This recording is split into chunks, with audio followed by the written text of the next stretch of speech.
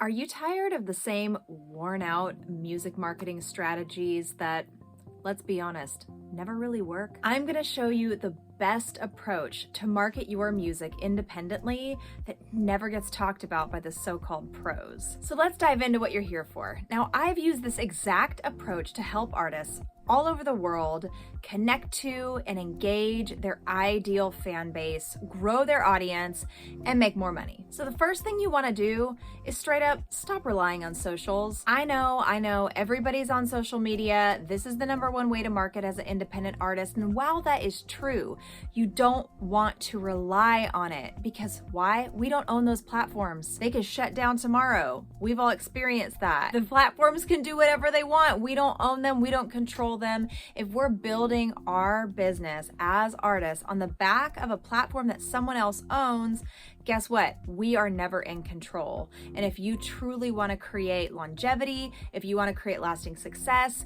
you have to be in the driver's seat, and relying completely on platforms that something else controls does not put you in the driver's seat. Which leads me to my second point, and that is own your list. If you are unfamiliar with this term and you don't know what it means to own your list, I'm talking about owning the information of your fan base.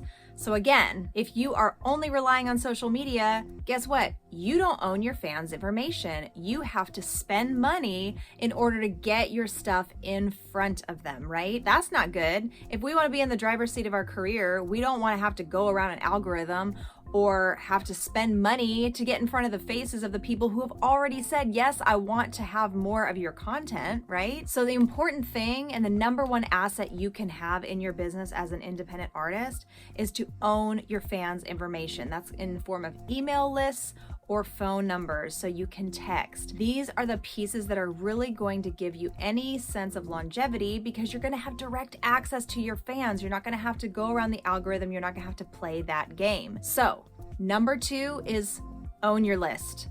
The most important asset any artist can have in their business. So I'd love to know, is this resonating with you at all? If so, go ahead and hit that like button for me and drop a comment below. I'd be curious to know from you guys, what's the most frustrating piece of advice you keep hearing from so-called music marketing pros? Like anything that just keeps getting sent around the mulberry bush and it just simply doesn't work, or at the very least it just burns you out. I'd love to know what's frustrating you, so drop it in the comments below for me. So my number 3 tip on how to market your music effectively as an independent artist is to know what your audience wants. That's one of the things that we often miss as artists because we're over here thinking about the music and we're thinking about our artistry and our creative output, and we should, right? That is highly important to what we do, but we never fully get into the place where we're putting on our business hat and we're really thinking about, what does my audience want? If you were creating some sort of product that was going to be sold in like a Target store, you would have to go through that process, right? You'd have to think about, what does my consumer want? What does the end user want? What do I need to be creating for them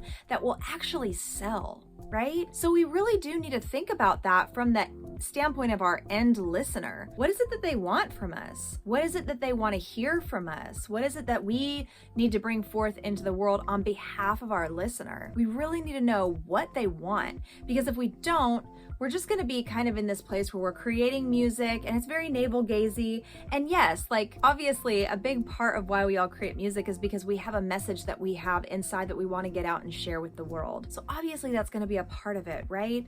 But we also want to do the deep work with our audience and have the conversations and start to get to know them and what they're looking for and what speaks to their soul, so we can ultimately, not just in the music necessarily, but more in our marketing, truly help them understand. For example, if someone's saying they're really struggling with mental health and you have a song that maybe doesn't speak directly to mental health, but maybe it really speaks about hope or about healing or something along those lines, you can then talk about that from a standpoint of your marketing messaging and saying, hey, I know a lot of you struggle with mental health. You know, this is a song that I want to give to you because it's all about hope.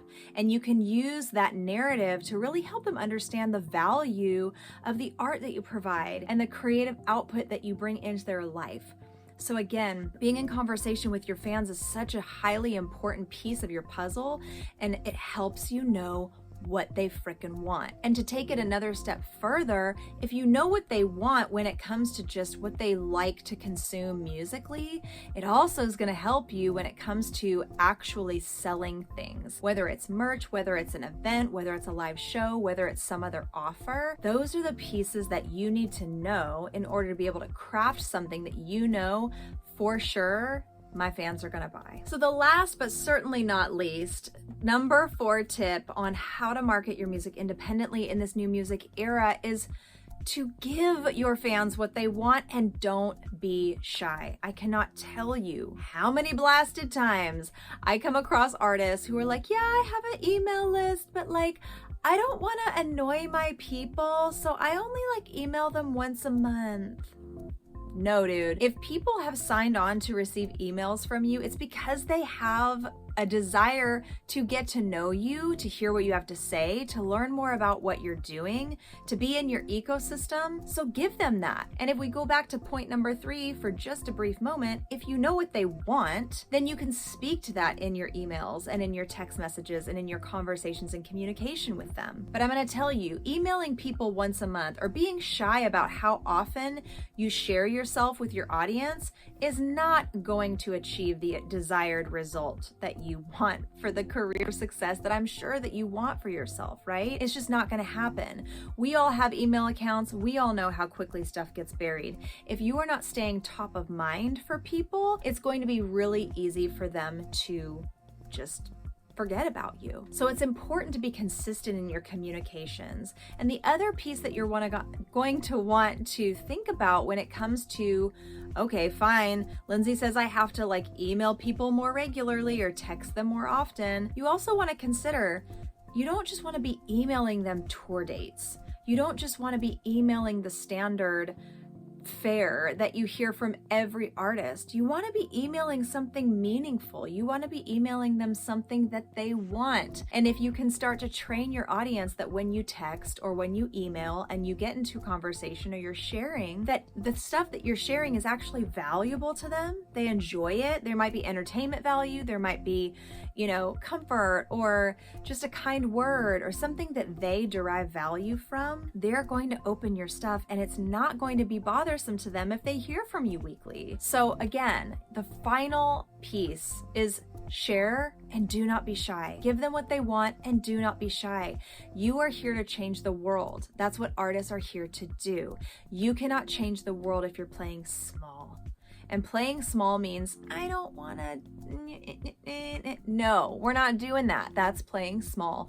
Be bold, get into those inboxes, get into those text message threads and share what you do boldly because you have something to offer. And the people that have said yes to be on your email or text list, they intuitively know it too. And that's why they said yes in the first place. So give them what they want. So look, you as an artist deserve information that actually friggin' moves the needle in your career, helps you grow your audience, and more importantly, really helps you make money so you can sustain a career that is as long as you want it to be. And I, for one, would love to help you continue on that path. So gone are the days of just getting numbers for vanity metrics. I'm here to help artists create a sustainable system where they can actually build a business around their creativity, around their artistry, and really make great money doing what they love. So if you'd like to learn more, I would love to share it with you. You can book in a free call with me via the link below. So be sure to subscribe because we're going to be releasing videos just like this one each week. Next week, we're going to be talking about